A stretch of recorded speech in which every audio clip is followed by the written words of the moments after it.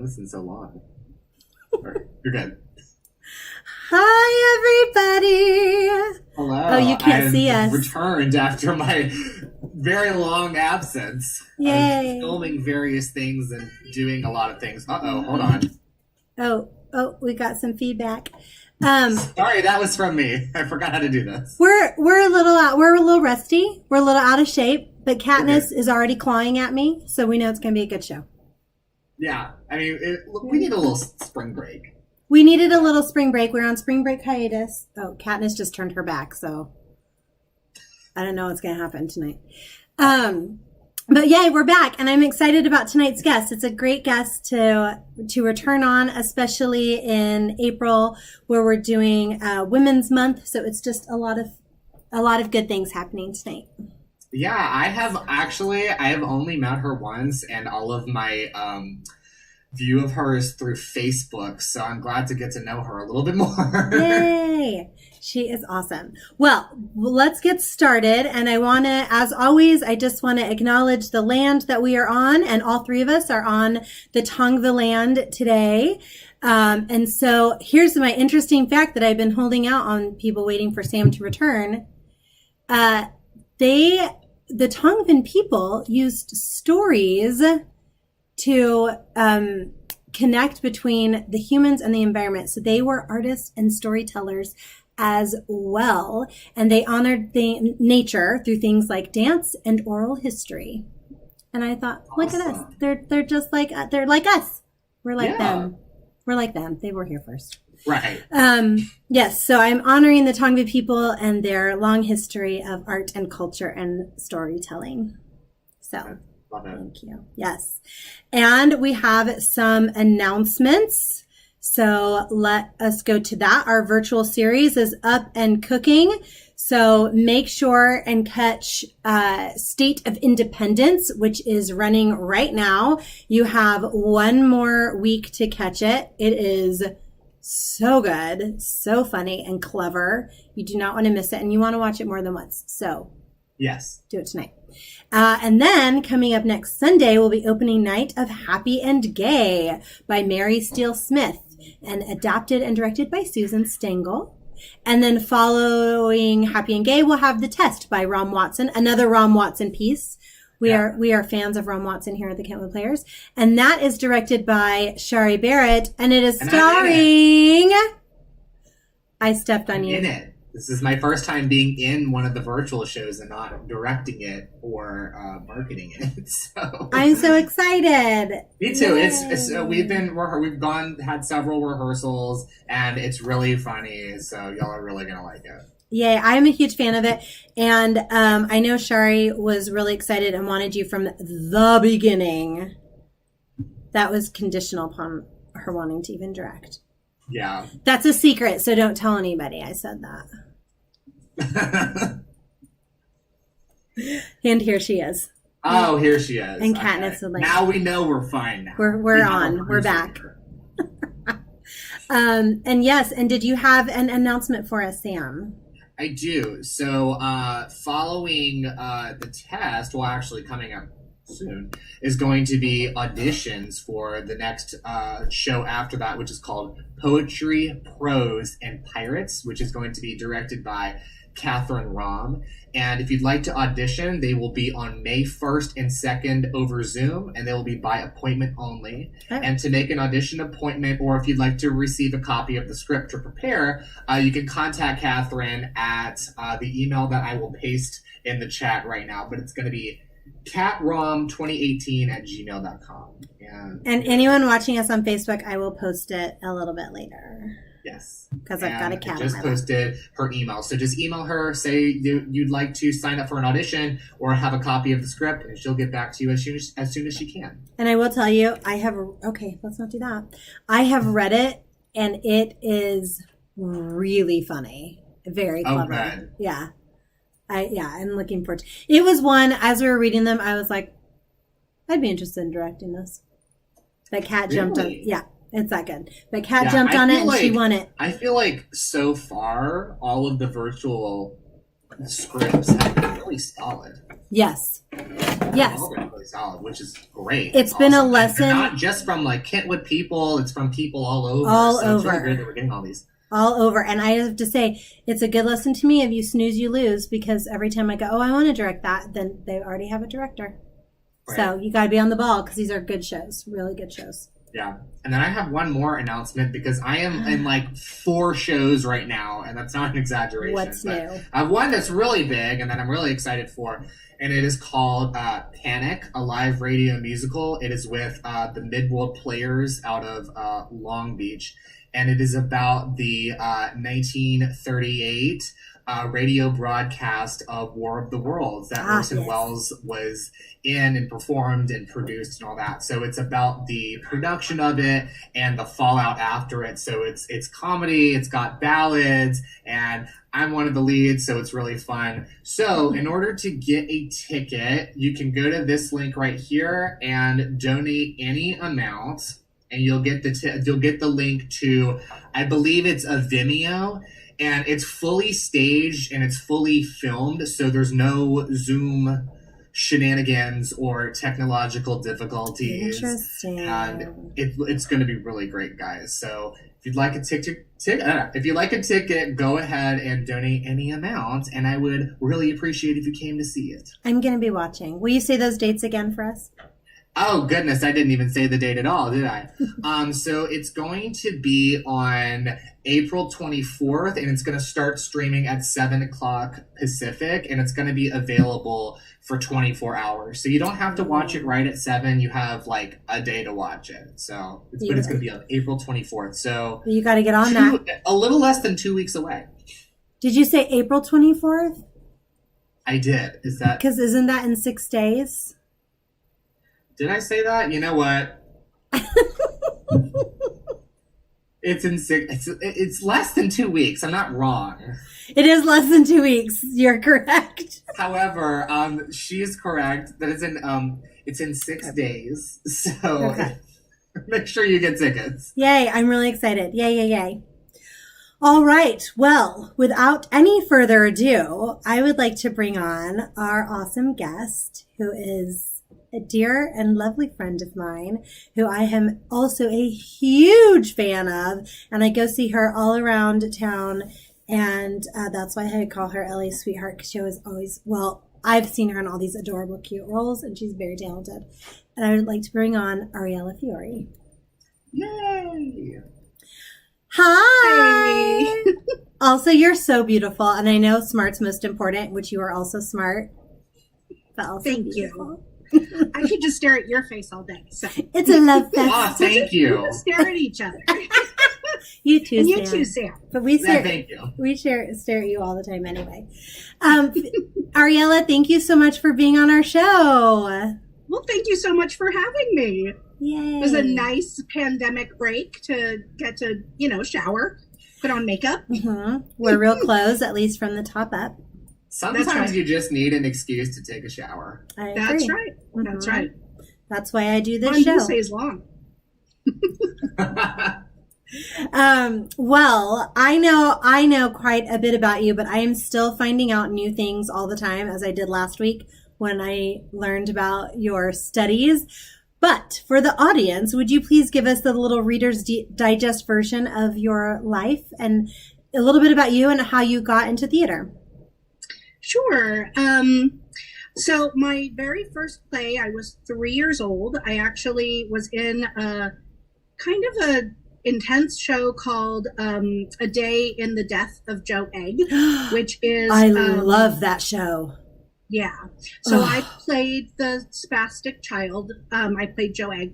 And I think that what happened was my parents were just sick of having to watch me do things all the time. My mom says that my first sentence in English was, "Watch me, Mama, watch me." So I think they just got tired. And so when the opportunity presented itself, they were like, yes, go, let her have an audience. So I started acting then, and I don't ever really remember not acting.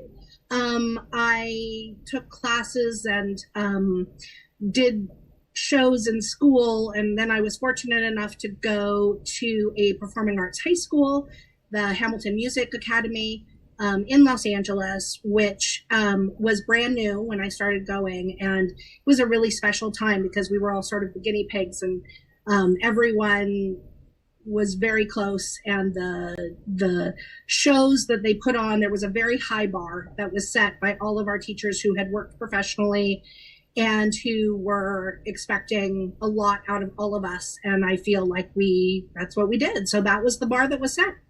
And then I was able to go to UCLA. I actually majored in world arts and cultures with a specialization in folklore and mythology, which was a whole process that I wasn't expecting, but was an amazing, amazing experience. And then following graduation, I did costumes professionally for a few years, and then I started teaching in LAUSD. I taught for 10 years, and then I retired to take care of my own babies, and then was able to start doing shows again, and thankfully have a very, very supportive family who was always happy to let me get out there. They know I'm happier if I'm on stage. So, and then a few years ago, I realized, well, a little bit more than that now. I realized that if I was going to stay in Los Angeles, which I needed to do for my babies, that I should probably look at doing on-camera work as well. And so a number of years ago, I started focusing on pursuing that in addition to the theater stuff, which fills my heart. And I have really been having fun doing that as well, and exploring what all of that means, and the ever-changing nature of this career and profession. So, but yeah, that's me. Absolutely. I love it. And I did learn something new. Again, I did not know you did costumes professionally. Mm-hmm. So that I was dating someone in college. I mean, I was finishing college, and, it's that moment of like, what do I do now? And I was dating someone who did tech, and he mainly did like scenic design and lighting and things of that nature. And he was the one who suggested to me, because I sewed, I've always sewn. Yeah. And so I had worked on a few shows helping out with costumes and designing costumes at school.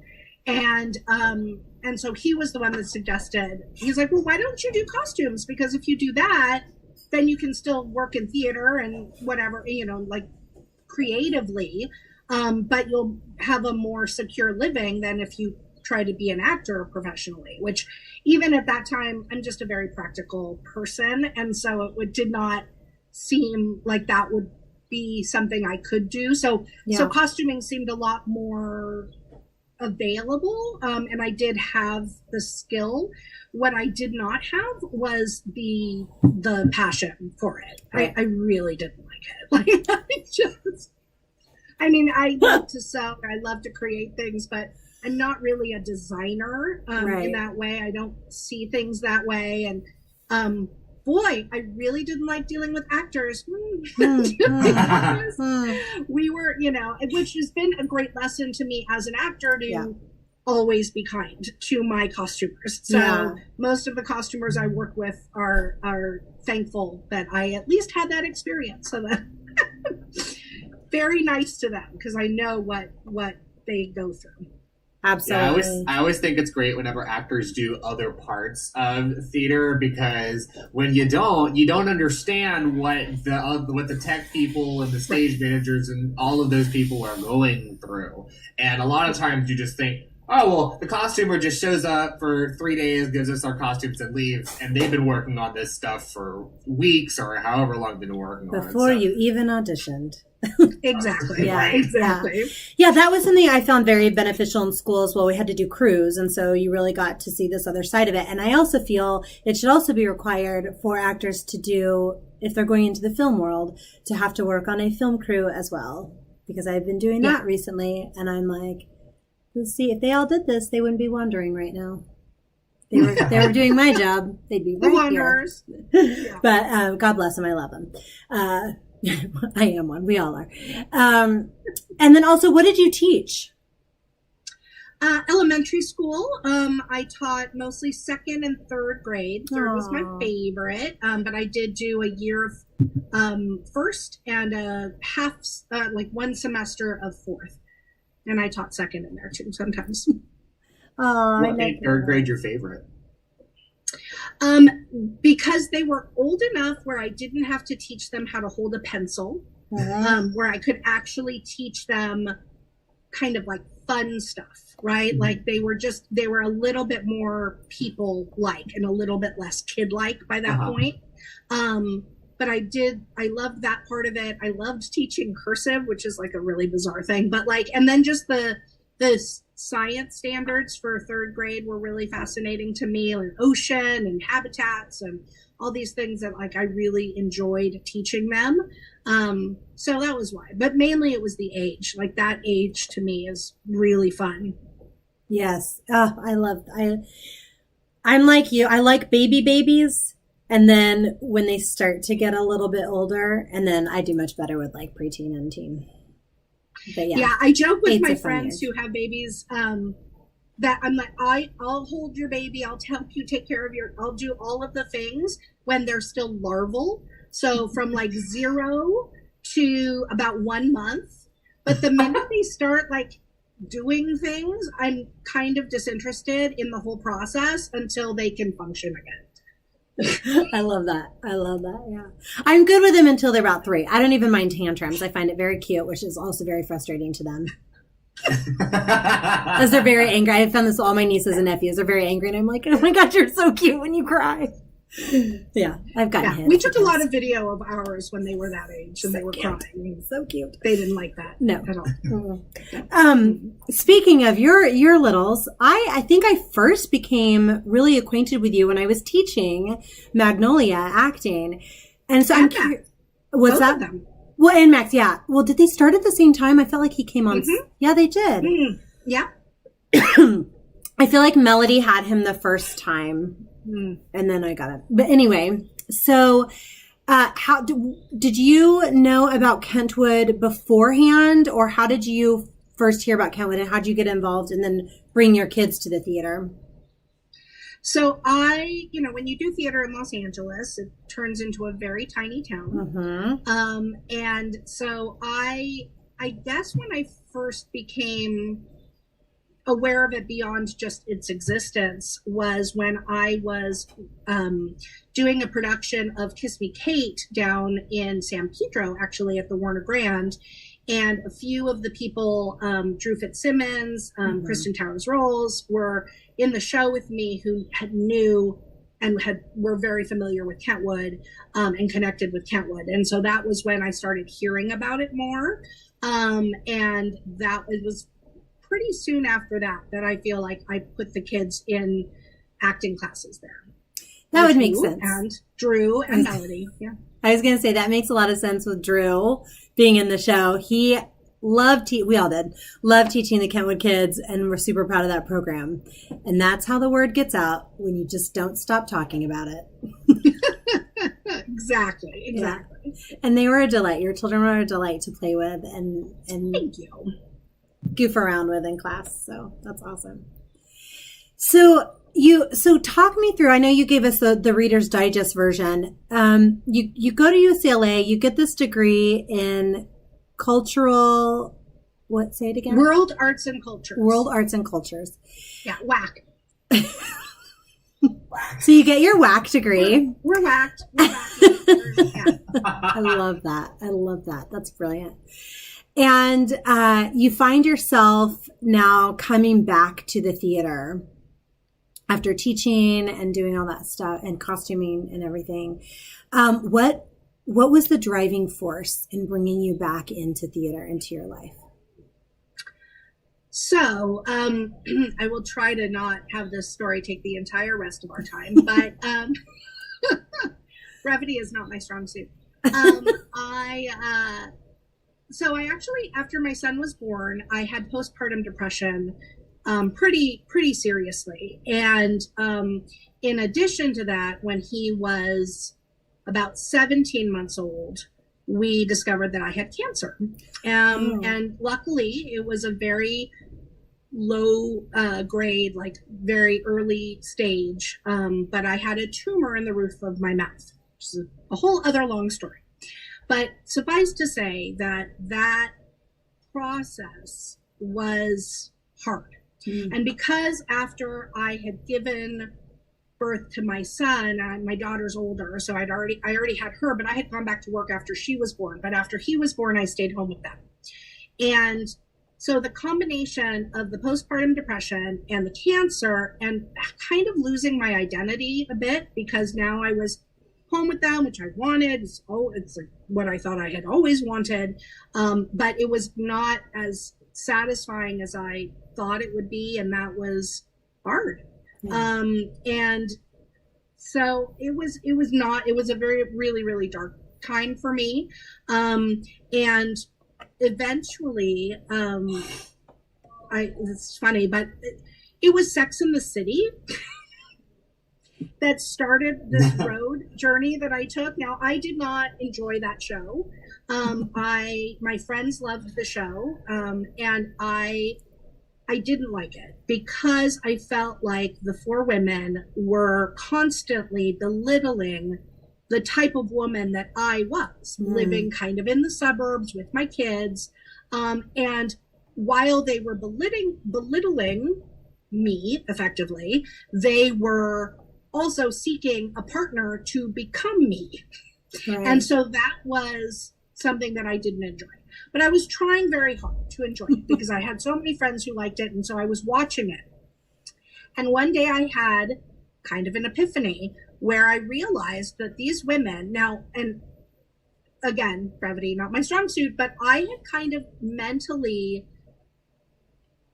sort of ended my life. Not literally, obviously, but like I thought, okay, I have 2 kids and I can't have another one because other issues, but like, so, we have our house and we have all this stuff. And so now I guess I'm done. And now I just wait until I'm 60 something, I guess, when my husband retires, and then we'll be retired people. But like the idea of the like 30 years in between those two things was not anything that I was really thinking about. Right. And so I'm watching this show and I realize that these women who haven't even started their sort of process or whatever that might be, that they're my age, or at least supposedly my age, right? Like, but they're playing my age for the most part. And they still had all this other stuff they were going to do because they hadn't started yet, whatever that means, right? But in where I was mentally, that was kind of what happened. And it occurred to me that I was being ridiculous in thinking that I was just going to be on stasis for the next 30 years. And we had this piano that we were given by a friend of my mother-in-law's. And I got the piano thinking I will let my future children learn to play the piano because I always wanted to learn to play the piano and I never got a chance to do it. And Sex in the City made me go, wait a minute, I'm only 31. I could learn to play the piano.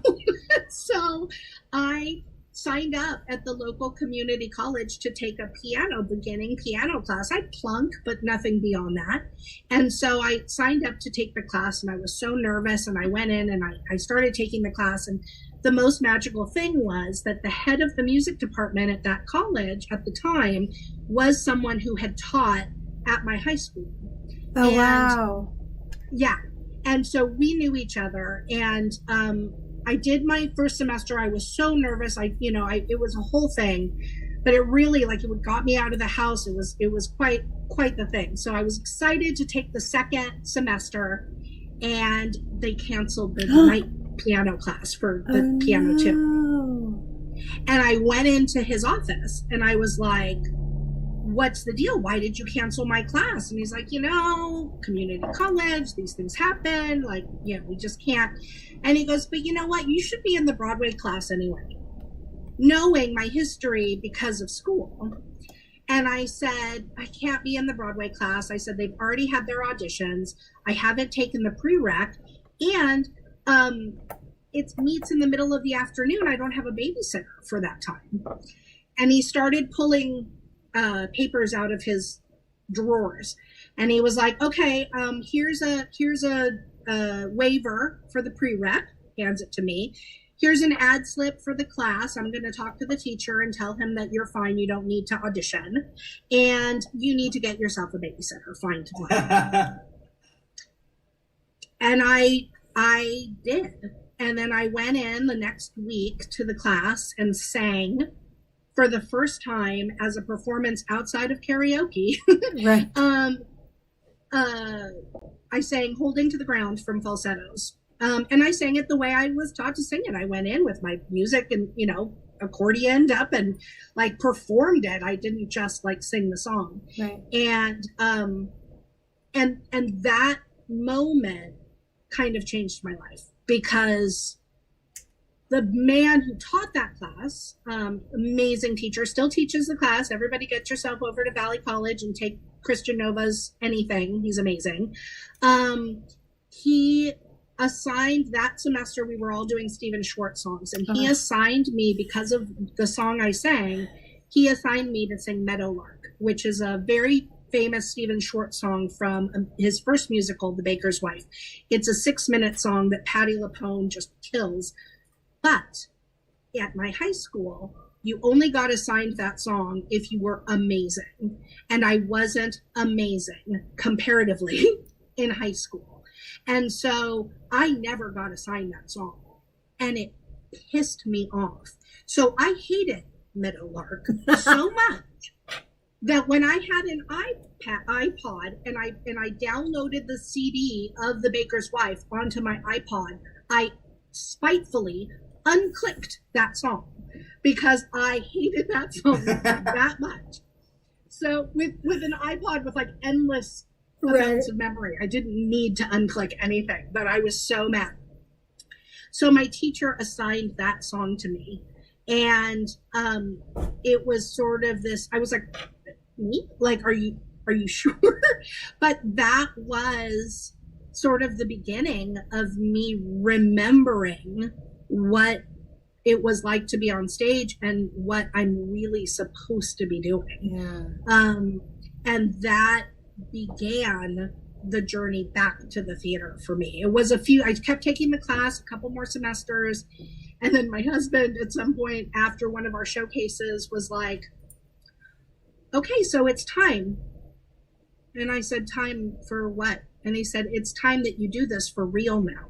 Oh. And that was it. So I auditioned for a musical and I booked it, and that was the beginning. And actually in that musical, I met Kristen Towers Rolls, so connection, full circle back to Kentwood for me. But like that was the beginning, was that class and that experience, and ultimately Sex and the City. It's so interesting because I obviously have only known you since your return to theater. Right. And as we started talking and getting to know each other and talking about our experiences, every time I find out this little tidbit, I'm like, wait, what? Wait, you took a break? Wait, you weren't doing it? So even like hearing this story, it's like, it's as if the forces that be in the universe were guiding you back to you. Yeah. And it really was like, it really healed a lot of what I was struggling with, because, I didn't plan on taking a break. It was one of those things. I mean, I was costuming. I thought I could act and costume at the same time. You can't do that. If you're working in, production like that, it's too hard to do both at the same time, and professionally anyway. And then I stopped costuming, but I was getting my teaching credential. So I thought, oh, okay, as soon as I'm done with the credential, then I'll have time to do it. But then I got engaged. And then it was, okay, well, as soon as the wedding's over, and then we bought a house, and it was like, okay, let's just settle into the house. And then after that, and then we ended up actually moving to Baltimore for a work opportunity for my husband. And we were there for a year, a little over a year. And again, I thought, okay, well, we'll go to Baltimore and I'll find some community theater in Baltimore and I'll work there. And it just didn't happen. I joined a choir, and that was kind of as close as I got.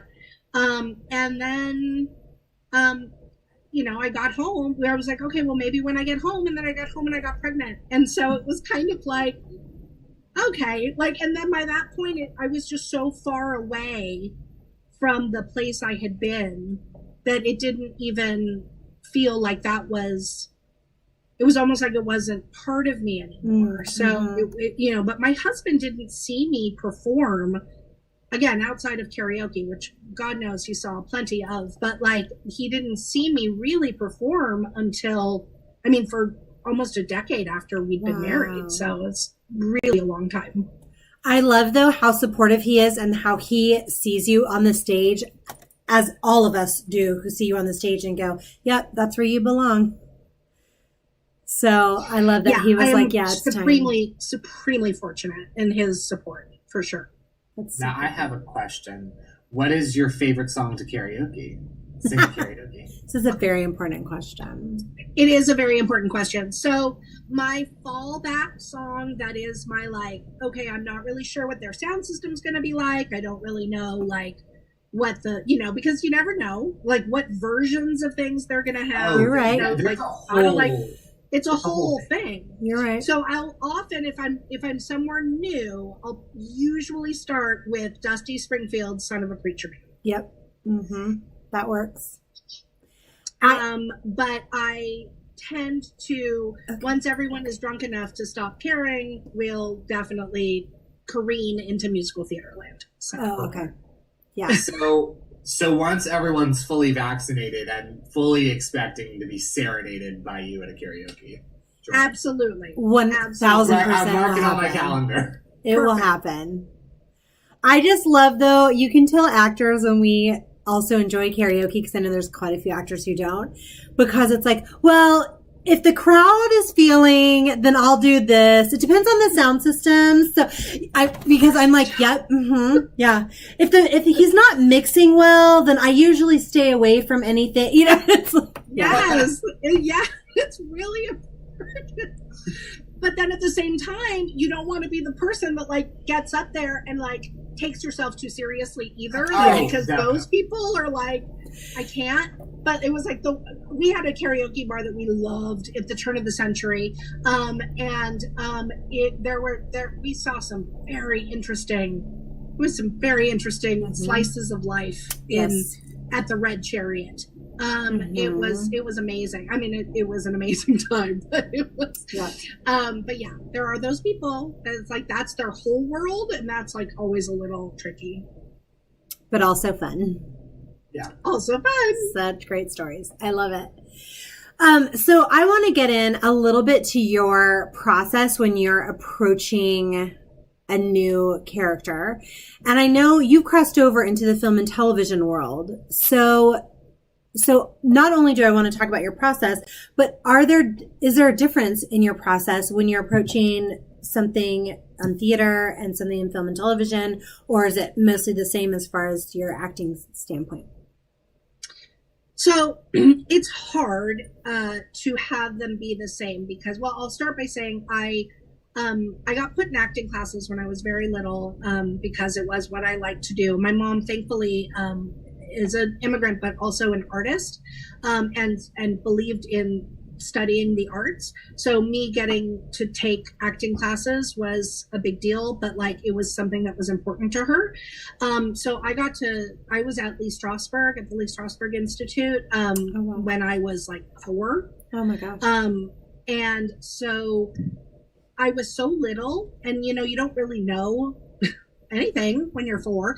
But what I did get as a foundation was that really Strasberg method of creating a full character and having like an entire backstory, an entire life that you've filled in any blanks, you know, when we're performing a song, when we're performing a character in a play, there's still going to be blanks for the most part, and trying to fill in those blanks as best we can so that when we are on stage and we are listening to our fellow actors and we are reacting as the person that we are portraying, that we react from a place of this person with all these lived experiences, not just I'm supposed to say this line because that's how the line was written, right? Like, I mean, so that's sort of my process, generally speaking.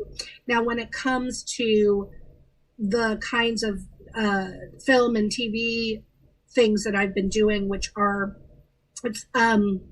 they're much smaller parts. It's usually like my auditions these days are, for the most part, co-stars with some guest stars in there. And so you don't really have that kind of background work that is given to you. So really all you can do is figure out how that process works for what they're looking for. And it's like, sometimes they want someone who is going to just sort of blend in a way, but you should still have an arc, and still go through making that process. And I've been studying with different folks, because coming into film and TV, I did a little bit when I was a kid, but not a ton. And so as an adult, when I made that decision to transition, like, I definitely needed education for it, because I am of the opinion that you should always stay a student no matter what you're doing.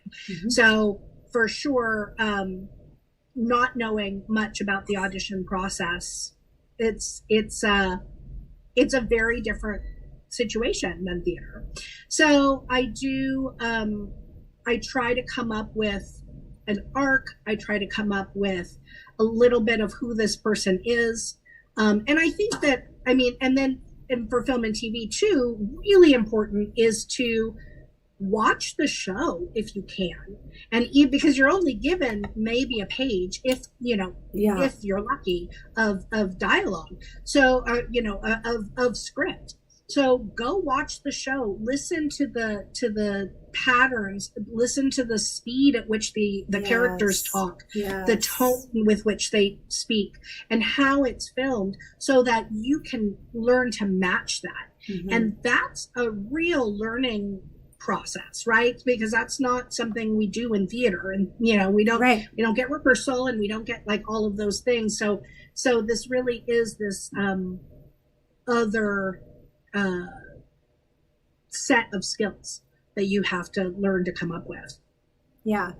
And so there's the basic approach, which is going to be for anything, right? That's the backstory. Where's my character going? That arc and all of that stuff. And then sounds to me like then there's finding this style. And I guess we kind of have that if we're thinking about theater, if we know a certain director likes a certain way, and that's similar to how it is like if you're going out for a thing on Law and Order or an Aaron Sorkin show, and okay, I know what this is going to be, right. So it sounds to me like there's a lot of that toolkit that you can use to cross over. Yes, yeah.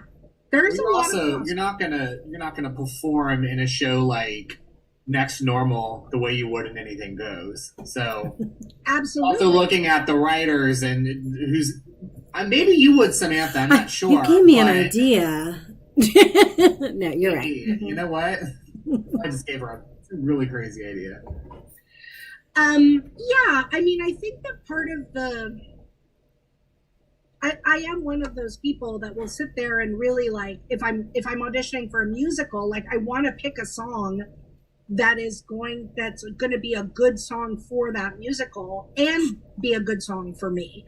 But it feels always like a puzzle that I really enjoy figuring out, right? Like if I'm doing my 16 bar or 32 bar or whatever, like I want it to be so great for the show. And also for me, but also for the show. So there's definitely like that goes into it. With film and TV, I have found that, and actually found through through not knowing, that the audition process itself is so different, because when my first audition that I ever did as a grown-up for a TV show was to play a character on, there was a Maya Angelou and Christina Applegate show called Up All Night. And I went in for a co-star and I was dressed the way that I dress for a theater audition. It was sort of a neutral outfit, because that's how we dress for theater, right? Like you can move in it, it's neutral, it like doesn't like do too much, right? Like, and so I went in to sign in. I got there early. I was probably like 15 minutes early because I was so nervous and excited. And I signed in and I sat down and I was by myself in the waiting room. And the casting associate looked up at me and did a double take. I saw him do a double take. And he came and he goes, and he walked over to me and he goes,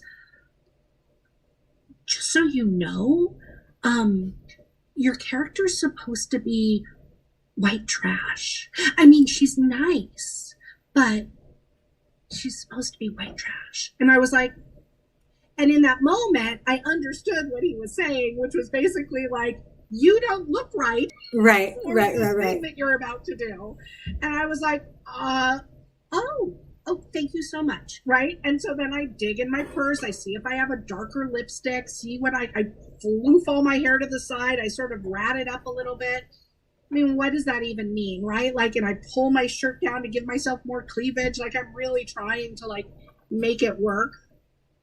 But it was an amazing, I did not book it, but it was an amazing lesson to me that, okay, so that's a different standard. Like, because all the women were coming in to audition for that part, they all dressed for that part, at least, you know, with the idea of it. So, now I know. Right, because we're taught in theater to dress in the vein of the role, but not to come in costume. That's right. And in film and television, it's like, come as close to costume as you can come without being in costume. Exactly. Yeah, I had an audition for a commercial that I ended up booking to play effectively a mail carrier. And I did not have anything to wear that would kind of look like a male person would go, you know. So I tried. I had these overalls that were blue, and because I was a costumer too, I tend to get kind of really like particular about things, right? Where I'm like, I think if I wasn't, I would maybe be a little chill, but I have no chill. Like, that's the reality. So I basically took these overalls that were sort of a blue seersucker, which was the closest thing I had to blue pants that weren't jeans. And I cut off the overall bib part, and then I cut off the pants, and I made them into shorts that I sort of rolled up at the bottom, although that's really not right, but whatever. And then I pulled out a gray button-up shirt that was just a little too snug. But I was like, all right. So I went in there, and literally everyone else was wearing a blue, like dark black, like black slacks and like a blue button-up shirt. Everybody looked amazing.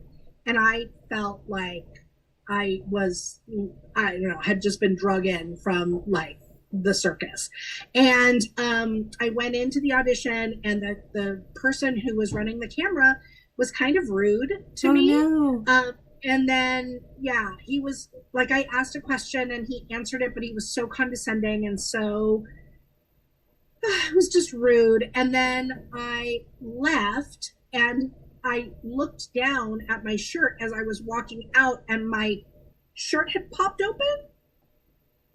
So the whole, like, I assume, like, the whole take that I had done had my shirt popped open.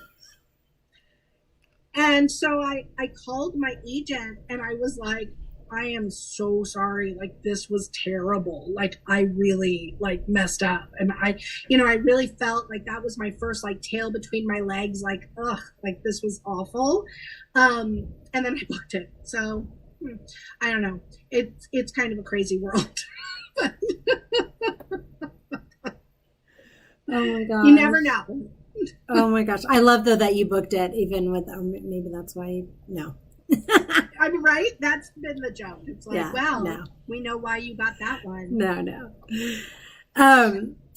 So I'm going to pause for just a second while we check a little technical difficulty. I don't want to stop, but I'm going to make sure everything is off on my end and see if that goes better. Sam, you'll let us know if it gets better. Yeah. Okay. It's choppy. Like, it was fine for like the first 40 minutes, and then the past 5 minutes have been kind of a little choppy. Well, we'll see. It's pretty windy. We got our little Santa Ana winds going on. Well, we can hear everything. Okay, great. So we'll just keep on talking. Okay, cool. I just wanted to talk a little bit about, because you're a bilingual actress. Yep. And I wanted to speak a little bit about your experience in theater and or film and television, your experience as an actress, as a bilingual actress, and diversity in theater and changes you've noticed or changes you haven't noticed, or what's the experience like? Sure. That's a big question. I know it's a lot of things. It's a lot of things. So first of all, for people who don't know me, I am Latina. My parents came from Central America. My mom from Nicaragua and my biological father from Panama. So that's my family background. I actually lived in Nicaragua I was born here, but then lived in Nicaragua for a bit and then came back. And so I spoke Spanish and English. I spoke Spanish kind of first and then learned English. But if you look at me, I don't necessarily look the way that many Americans think Latinos might look, right? Sam understands this. But I do, I've actually only ever played one character on stage off the top of my head that was Latina, and she didn't speak English. Actually, I was spoken Spanish the whole time, but everyone else in the show only spoke English. Oh my gosh, it was pretty funny. Oh, funny. But it was, so there was that. But I also I guess that's not true, because I was really lucky in that I got to understudy, and I got one show playing Carmen in Real Women Have Curves at the Gary Marshall Theater in 2018. And so that was a huge experience. So I really did get to like play. Oh, and I'm a big liar because I've been in the Heights. I was going to say, in the Heights. Okay. Never Shit. Ariella's like, I've only gotten the privilege of playing Latina, not very often, only like 40 times. All right, so I'm a liar. As you no, really, it's like my brain. It's the pan dulce, okay? The pandemic brain is too much. But yes. So I guess I have played. So In the Heights is huge for me. I've done it 4 times, like I said. I've gotten to play Abuela Claudia. I've gotten to play Camila. I actually was in a production of it that was the West Coast regional premiere, where I got to understudy Camila, and we did the original. We were approved to do the original Andy Blankenbuehler choreography, which was the hardest thing this actor who dances has ever done in her entire life. It was so hard, but it was amazing. It was such an amazing experience, and really every time I've done In the Heights, it's special. Yeah. It's really a special show. I can't wait for the movie. But everyone go see the movie. I've already seen it. Yeah, I know you've already seen it. Fancy. I got to see it early. You're so fancy. I know. But yeah, go see it. Everybody go see it. Everybody go see it. So, all right. So that's stage stuff. And thank God for Lin-Manuel Miranda, because otherwise there wouldn't be a lot of parts for us. I get real frustrated. I'm very vocal about the fact that the Latino representation in film and television is so minuscule. I do not understand how a group of people who represent such a huge percentage of the population can represent such a tiny percentage of what's on film and television. And I'm not talking about the amazing but entire shows that are just about Latinos, like One Day at a Time, or Vida, or On My Block, or all of these shows that have like all these Latino characters that are fantastic.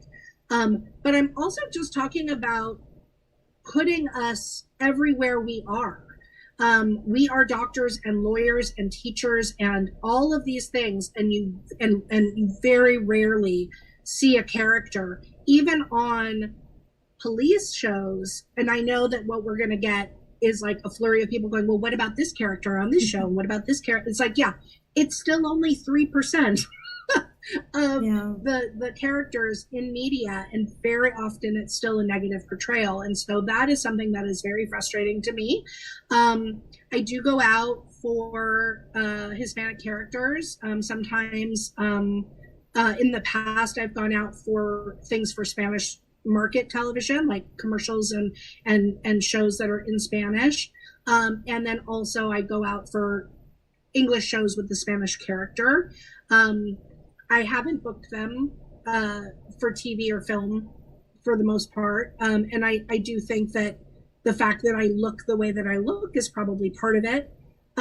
So that's very frustrating. And I'm really hopeful that the tide is starting to turn and they're finally trying to create more opportunities, not only for Latino actors, but, you know, for really all kinds of diverse, making the world look the way the world looks. So making the world on television, the world in movies look the way that the world actually looks. And to that point, in addition to being Latina, I'm also bisexual. I'm also Jewish, half Jewish. And so I have a lot of things that are not necessarily often represented in media.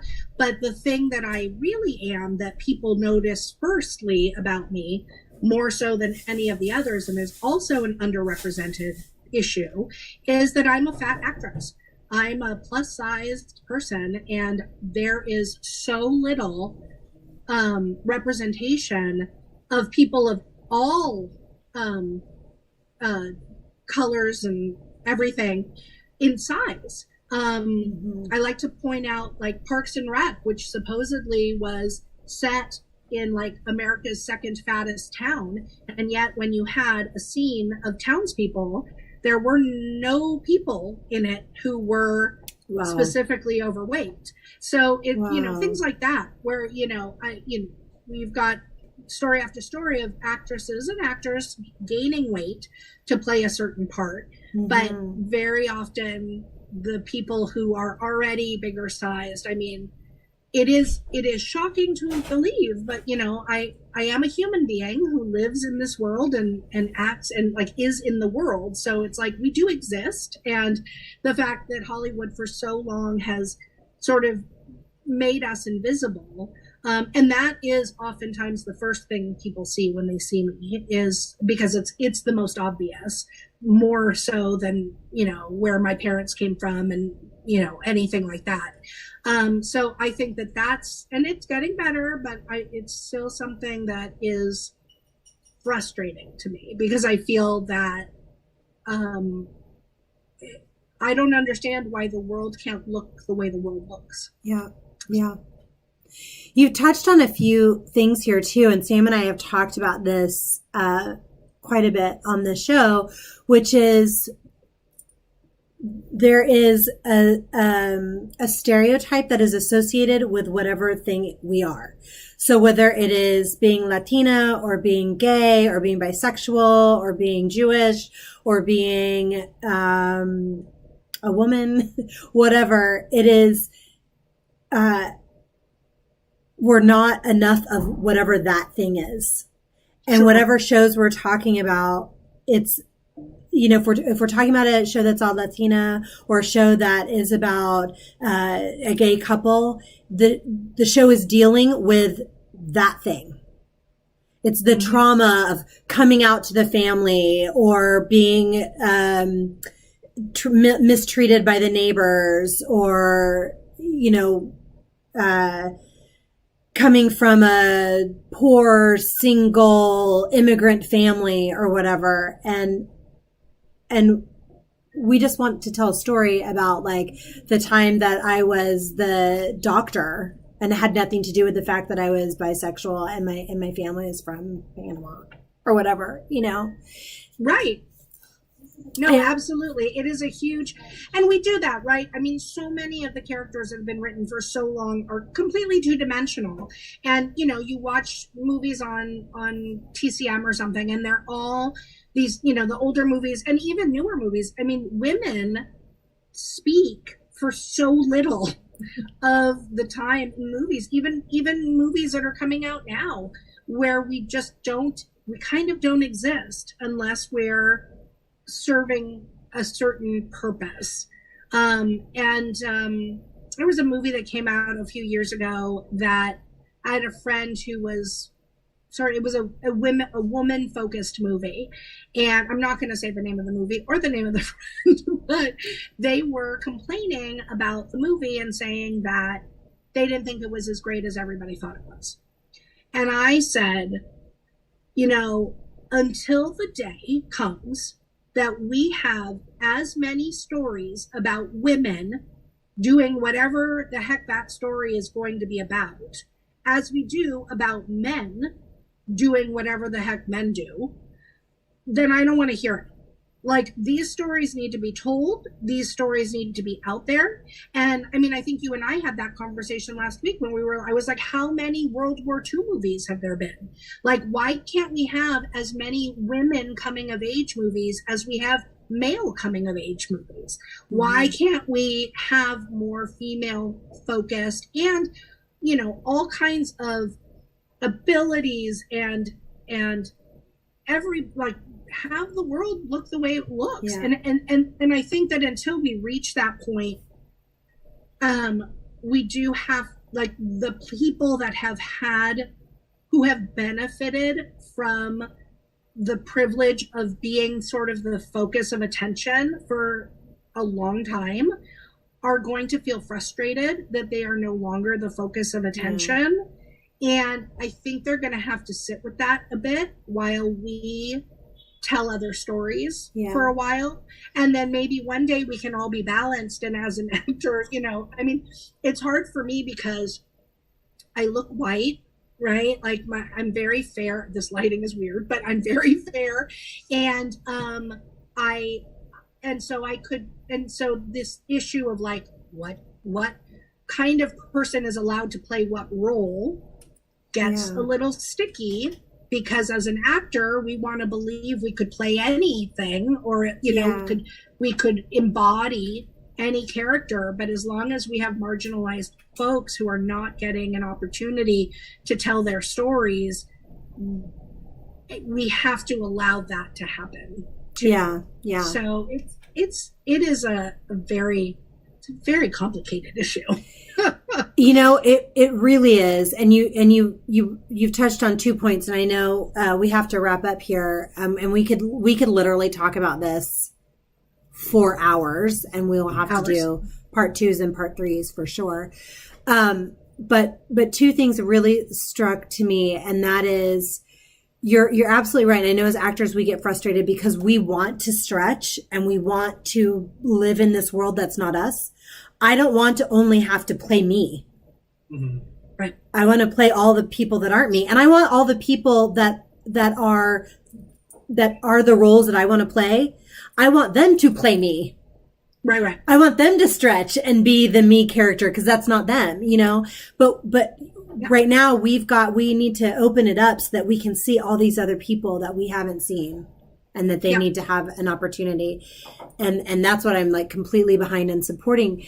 And where am I going with this? Which brings me to the second point, which is changing the stereotype that we are thinking of people. And you brought up a really good point when you talk about that you're a fat actress. And when with that comes a stereotype. And it's so interesting because I've been talking about this too, because I'm mid-sized. I'm not tiny. And when people think sexy or seductress or whatever, they don't think overweight. Right. And like you in real life and on stage, you are one of the sexiest women I know, period. No, it's true. And it's you are a magnet of like, everyone is like, I want to be around you and watch you all the time. And that's just like watching you on stage in Mamma Mia, watching you, I'm trying to think of the other show I was thinking of. Anyway, it'll come to me. But also just talking to you as a person. And it's so frustrating to me because I know that going on stage or in film, people go, are people going to buy, I know they think about this with me, are people going to buy that she's married to that guy? Are people going to buy that she's able to seduce this person into doing? And we all know, yeah, they're going to buy it because I'm going to tell them. And then my co-actor is going to do their thing. And that's why they're going to buy it. But yeah. No, it's a good point. And that's why also, like, I know I've been writing a lot and not as much as I wanted to. I really thought that I'd be writing more, especially during all of this downtime, but it did not work out that way for me. I mean, I had downtime, but I was not writing as much as I would have liked. But that's where we get to, like, where we get to that point where we're like, okay, well, stories aren't being told that I can tell, so I'm going to write stories that I can tell and, see what happens with that. I know, Sam, you just did that, and that was really cool. The film that you just filmed, didn't you? Oh, me? Yeah. Oh, yeah. Well, I actually have a couple of things I've written recently. See, so. yeah, that's awesome. I need to finish. I start lots of things. Actually need to finish. Same. I was actually going to say that too about Sam. I was going to say one of the things I love, and Sam is our film production student, and he's the one we need to talk to about these stories. So I hope you're taking notes, honey. But one of the things I was going to say about it is that I love your approach, Sam, to when you're directing things, when you're talking about the projects that you're writing. I've had the benefit, I'm not going to, no spoilers, but I've had the benefit of hearing the things that you want to produce coming up and that you're working on writing and stuff like that. And that's one of the things that I really love is that you are telling stories that haven't been told and in a way that haven't been told. Yeah.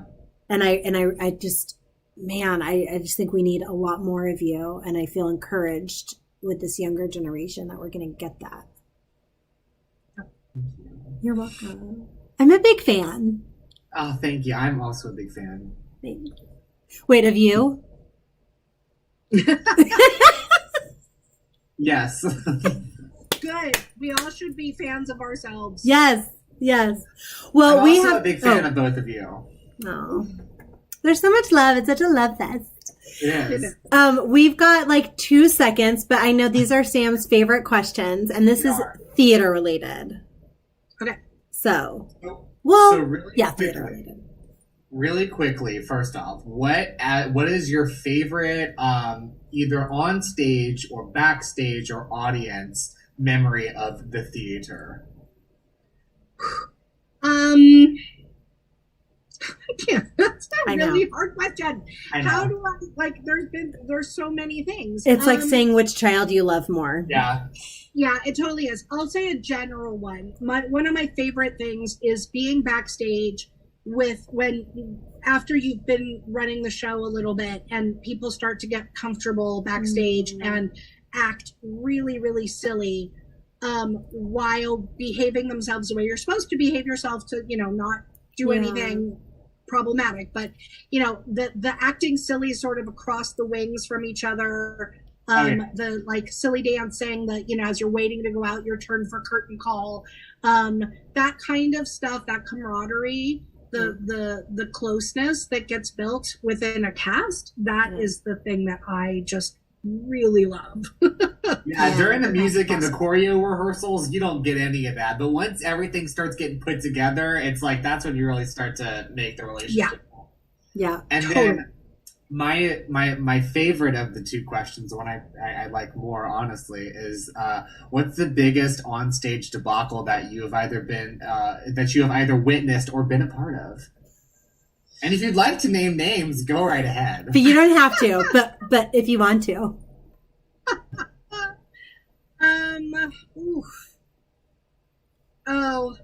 When I was in high school, I did this very bizarre production of A Midsummer Night's Dream, and in it, my very, very imaginative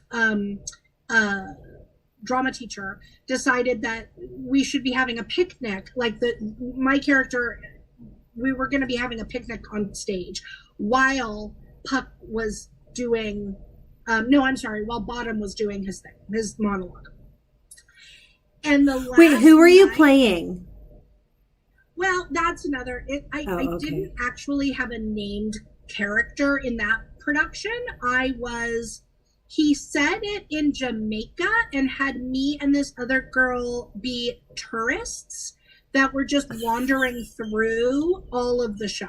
Okay. So we were just constantly like with like I Heart Jamaica shirt on and like coming and completely oblivious to the action of what was happening in the show. Yeah, that's awesome. So we were having a picnic and there was a thermos, and I mean we're in high school, but we filled the thermos with vodka.